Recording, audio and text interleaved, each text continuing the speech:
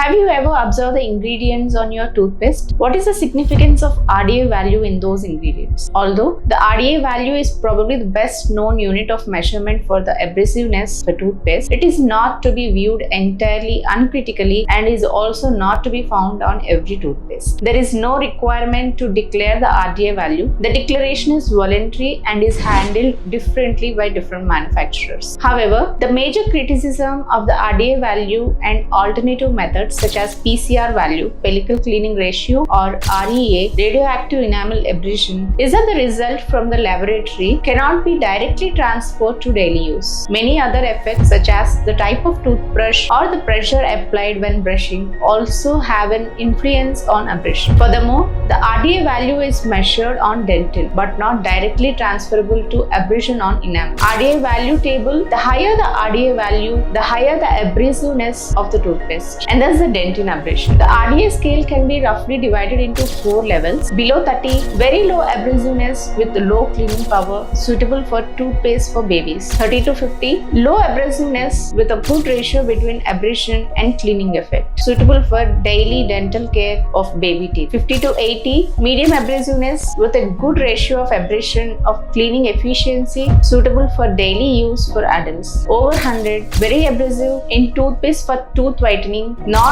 at all suitable for permanent use.